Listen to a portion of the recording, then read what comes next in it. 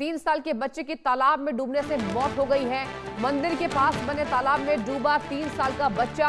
बता दें आपको, मंदिर में चल रहे भंडारे में परिवार के साथ आया था मासूम। जहां ये जानकारी सामने आई कि दनकौर कस्बे के दलेलगढ़ गांव में युवराज जैसी घटना, तालाब एक मासूम बच्चे की मौत का कारण बना। आपको बड़ी खबर बता रहे हैं ग्रेटर नोएडा से, जहां दलेलगढ़ गांव के रहने वाले अनिल की बेटी अंजलि कुछ दिन पहले अपने ससुराल सिकंदराबाद से अपने 3 साल के बेटे देवांश और बेटी के साथ मायके आई थी। रविवार को घर के पास मंदिर में एक भंडारा था जिसमें बच्चों के साथ शामिल हुई थी। बता दें आपको, देवांश मंदिर के पास बने एक तालाब में खेलते खेलते चला गया, जहां उसका पैर फिसल गया और वह तालाब में डूब गया। तो देखिए, ये दुखद घटना है। बच्चा काफी देर तक नहीं मिला। इसके बाद बच्चे को ढूंढना शुरू किया गया। बच्चे की तालाब की तरफ जाने की आशंका पर पुलिस और प्रशासन की टीम ने रेस्क्यू किया, लेकिन बच्चे की मौत हो गई थी। इस तालाब में बारे में पहले भी शिकायत दी गई है, लेकिन कोई सुनवाई नहीं हुई है। तो देखिए, बेहद दर्दनाक हादसा, युवराज जैसा ही मामला, लेकिन यहां बता दें आपको 3 साल के छोटे बच्चे की मौत हो गई है। ये बेहद दुखद घटना सामने आई है। दनकौर कस्बे में दलेलगढ़ गांव में युवराज जैसी घटना हुई। आपको टीवी स्क्रीन पर उस बच्चे की फोटो भी दिखा रहे हैं, जहां 3 साल का मासूम तालाब में डूबने से मौत के घाट उतर गया। बता दें आपको, कहा जा रहा है कि पहले भी इस तालाब की शिकायत की गई थी, लेकिन कोई सुनवाई नहीं हुई। तो देखिए, आमतौर पर ये मामले लगातार उठ रहे हैं दर्शकों, जहां पर तालाब में डूबने से मौत का जो आंकड़ा है वो बढ़ता जा रहा है। कहा यह जा रहा है कि युवराज जैसी घटना इसलिए इसको कहा जा रहा है क्योंकि इस तालाब की पहले शिकायत की गई थी, लेकिन कोई सुनवाई नहीं हुई। मौत के गड्ढे ने अब एक मासूम की जान ले ली। आपको तस्वीर दिखा रहे हैं, 2 तस्वीर। पहली तस्वीर देखिए, जो बच्चा 3 साल का जो मासूम बच्चा जो तालाब में डूबने से अब यहां पर मौत के घाट उतर गया, और दूसरी तस्वीर आपको दिखा रहे हैं इस तालाब की जिसमें यह बच्चा डूबा है। जानलेवा तालाब इसको कहा जा रहा है। और ग्रेटर नोएडा से आपको बड़ी खबर बता रहे हैं, जहां दनकौर कस्बे में यह हादसा हुआ है। कहा गया था कि इसकी जो मां है वो अपने घर आई थी, और कहा जा रहा है कि 3 साल का मासूम, उसकी आशंका ये लगाई गई कि तालाब की तरफ जा रहा था, और तालाब की तरफ जाने के बाद पुलिस ने रेस्क्यू किया था, लेकिन वहां बच्चा पहले ही डूब गया था।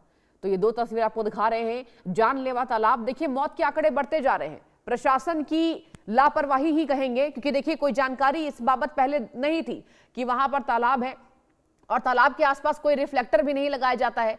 छोटे बच्चे चले जाते हैं, और इस बता दें आपको, ग्रेटर नोएडा में भी यही हुआ था। ग्रेटर नोएडा के बाद दिल्ली में भी यही हुआ था। तो आखिर जो तालाब है, अब मौत के आंकड़े बढ़ाने के लिए, और देखिए बता दें आपको, मंदिर के पास तालाब तो बैरिकेड क्यों नहीं किया गया? इंडिया न्यूज के ये सवाल है। आपको बता रहे हैं कि आखिर नाली और सीवर बनाकर तालाब को भरा क्यों नहीं गया? क्यों वहां पर तालाब की यहां पर भरा नहीं गया, और नाली और सीवर बनाकर तालाब को भरा क्यों नहीं गया? ये तमाम सवाल आज हम उठा रहे हैं।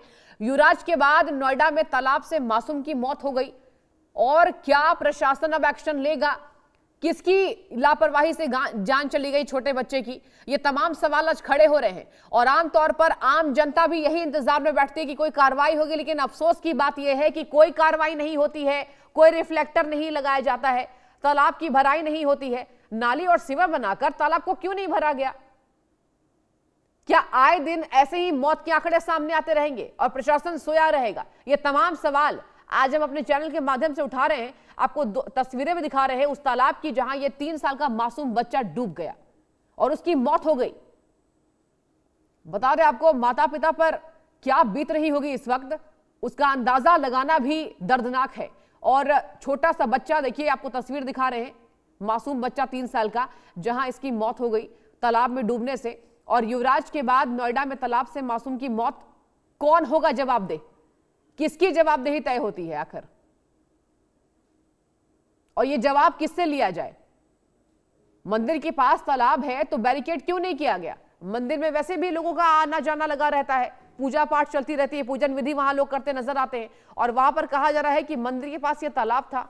आखिर क्यों नहीं प्रशासन को वहां पर जवाबदेही के लिए तैयार किया जा रहा है? और चलिए पूरी जानकारी लेंगे, हमारे संवाददाता अकरम खान ग्रेटर नोएडा से जुड़ गए। अकरम, देखिए मौत का आंकड़ा बढ़ता जा रहा है, और तालाब में इस तरीके से मौत हो गई छोटे से बच्चे की, मासूम बच्चे की, किसकी जवाबदेही तय होती है अकरम? बिल्कुल, देखिए सृष्टि, ये ग्रेटर नोएडा के दनकौर का दलेलगढ़ गांव है, जहां पर ये कल महाशिवरात्रि के दिन ये दुखद घटना हुई है। घटना में जो 3 साल का बच्चा है मासूम देवांश, वो सिकंदराबाद में रहता है, लेकिन वो अपनी नाना के घर दलीलगढ़ आया हुआ था, जिसमें भंडारा हो रहा था ये जी। मंदिर पर। उसी दौरान वो बच्चा वहां तालाब में पहुंच गया और फिसलने के बाद उसकी मौत हो गई। हालांकि काफी देर तक उसे तलाशा गया, लेकिन तालाब के पास कैप पड़ा होने के बाद लोगों को ये अंदाजा लगा कि कहीं वो तालाब में तो नहीं गिर गया, जिसके बाद पुलिस ने सूचना दी और रेस्क्यू के बाद उस बच्चे को काफी देर बाद निकाला गया, लेकिन तब तक उसकी दुखद मौत हो चुकी है। लेकिन अब अगर जिम्मेदारी की बात करें तो कल एक वीडियो सामने आया था, जो परिजनों ने आरोप लगाया था कि ग्रेटर नोएडा विकास प्राधिकरण को कई बार इस मामले की शिकायत की गई थी, लेकिन कोई कार्रवाई नहीं हुई। वहीं प्राधिकरण ने भी रात अपना बयान जारी करके बताया कि जिस जगह पे तालाब है वो कोई सरकारी तालाब नहीं है, निजी जी। लोगों की जमीन है और उसमें से मिट्टी का खोदा गया था, जिसके बाद ये पानी जमा हुआ है। तो प्राधिकरण ने ये सब कह के अपना पल्ला झाड़ लिया है, लेकिन सबसे बड़ी बात यह है कि आखिर मंदिर के पास जो तालाब पूरा तरह से खुला हुआ है, किसकी जिम्मेदारी है, यही बड़ा सवाल उठता है।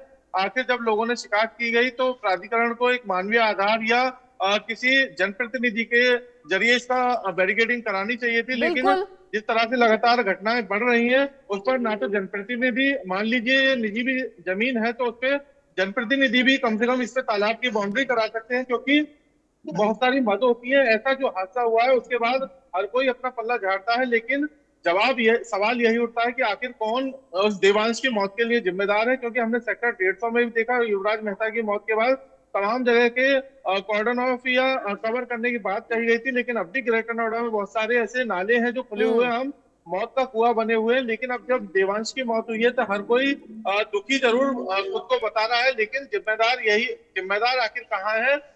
निजी तालाब बताया जा रहा है, लेकिन फिर भी जनप्रतिनिधि और बहुत सारी मद है, उनके जरिए जो लगातार इस तरह की घटनाएं हो रही हैं उनसे सबक लेके ये बाउंड्री की जा सकती थी। लेकिन ये जो दिव्यांश है उसकी मौत के बाद अब हड़कंप जरूर मचा है प्राधिकरण में, लेकिन सवाल वही उठता है कि किसी की जान जाए तो जाए, प्राधिकरण हो, जिला प्रशासन हो या फिर जनप्रतिनिधि हो, किसी को कोई फर्क नहीं पड़ता। और ये सवाल लगातार इंडिया न्यूज पूछ रहा है कि आखिर कौन इनके जिम्मेदार है, कौन जिम्मेदारी लेगा, किसके ऊपर कार्रवाई की जाएगी, क्योंकि जो मासूम है उसकी मौत के बाद परिवार में कोहराम मचा हुआ है। और भंडारे में जो पूजा अर्चना होती है वहां उसकी माँ उस समय लगी हुई थी और वहां पूजा अर्चना कर रही थी। इसी दौरान ये देवांश वहां से निकलकर तालाब तक पहुंच गया और वहां पर उसकी गिरकर मौत हो गई। लगातार इंडिया न्यूज सवाल उठा रहा है और जो जिम्मेदार है उन्हें जवाब देना पड़ेगा। ये पल्ला वो खुद नहीं झाड़ सकते कि वो निजी तालाब था या कैसा तालाब था, लेकिन कार्रवाई की जानी चाहिए जी ट्रस्टीज पे। बिल्कुल अकरम, आपने दो बातें कही कि बिल्कुल ठीक बात है कि जनप्रतिनिधि क्या कर रहे हैं, क्या मौत का आंकड़ा इस तरीके से बढ़ेगा और उसके बाद कोई सुनवाई नहीं होगी। एक और सवाल मैं आपसे पूछना चाहूंगी कि मंदिर से कितनी दूरी पर यह तालाब था और क्या वहां पर तालाब का जो क्षेत्रफल है वो कितना बताया जा रहा है, ये भी बताइए दर्शकों को।